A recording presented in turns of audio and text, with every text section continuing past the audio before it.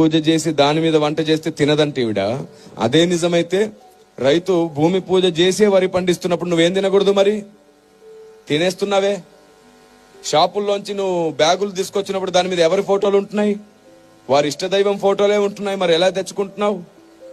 ఉదయం నువ్వు షాపుకి వెళ్ళి 1 కేజీ షుగర్ కావాలని అంటే ఫస్ట్ వాళ్ళు షాప్ తెరిచి ఏం చేస్తారు? తమ ఇష్టదైవానికి మొక్కి షాప్ అంతా తిప్పి మళ్ళీ తర్వాత డబ్బుల పెట్టెలో కూడా ఆ తర్వాతే కదా నీకు ఇస్తున్నారు. ఆ లెక్క ప్రకారం నువ్వు ఏ షాపులో ఏం కొనకూడదుగా, మరి ఎందుకు కొంటున్నావు? చివరికి కటింగ్ షాప్కి వెళ్తే కూడా వాడు పూజ చేయకుండా కట్ చేయట్లేదు, ఎందుకు కట్ చేయించుకుంటున్నావు? ఇలాగే ఆలోచిస్తూ పోతే నువ్వు బస్సు ఎక్కావు, బస్సు ఎక్కగానే ఖచ్చితంగా అతను ఏం చేస్తాడు? ఓ అగరొత్తి వెలిగించి పూజ చేసుకుంటాడు, ఆ తర్వాత బస్ స్టార్ట్ చేస్తాడు. ఆ లెక్క ప్రకారం నువ్వేం ఎక్కకూడదు. ట్రైన్ ని ఎవరో ఒక కేంద్ర మంత్రి వచ్చి పూజ చేసి ప్రారంభిస్తాడు అట, అలాగైతే నువ్వేం ఎక్కకూడదు. ఇలా ఆలోచిస్తే నువ్వు వేసుకున్న బట్టలు ఏదో ఒక షాప్ లో పూజ చేసినాక అమ్మారు, అప్పుడు నువ్వేం వేసుకోకూడదు.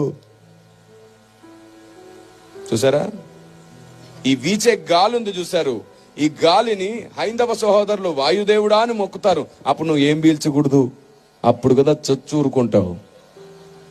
బుద్ధి లేని లాజిక్లన్నీ పెట్టి క్రైస్తవ్యాన్ని ఇంకా వ్యతిరేకంగా శత్రువులుగా మార్చేస్తారా? సువార్తకి ఇంకా ఆటంకంగా నిలబడతారా? ఇలాగా ఆలోచిస్తే మీకు తెలుసా, మీరు వేసుకునే చెప్పులు, మనం వాడే ఫోన్, చివరికి నా చేతిలో ఉన్న మైక్, ఇక్కడ ఉన్న బాక్స్, ఇక్కడ ఉన్నటువంటి వాయిద్యాలు, మీరు వేసుకున్న కళ్ళజోళ్ళు, మీరు కూర్చున్న కుర్చీలు, అన్ని ఆయా షాపుల్లో ఆయా డీలర్స్, చివరికి కార్లు కూడా వాళ్ళు పూజ చేసి వాళ్ళ షోరూమ్ లో అమ్ముతున్నారు. ఆ లెక్క ప్రకారంగా మనం ఏ వస్తువు కొనలేంగా. ఇంకా మీకు బాగా ఇష్టమైన వస్తువు గురించి చెప్పనా? బంగారం. ఏ మార్వాడి అయినా పూజ చేయకుండా బంగారం తయారు చేస్తాడా? ఆలోచించిన ఆశాభంగం తెచ్చి ఇక్కడ పడేయండి.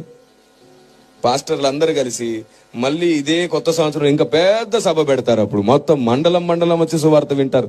ఇక్కడ ఏంటి? బంగారం చూద్దాం, వేయగలరా?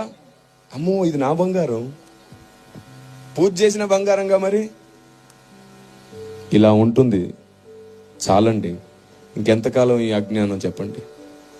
అందుకే మనకి ఏదైనా గొప్పగా అనిపిస్తే పరిగెత్తొద్దు, మోకరించి దేవుణ్ణి అడగండి, ఇది కరెక్టేనా ప్రభు అని.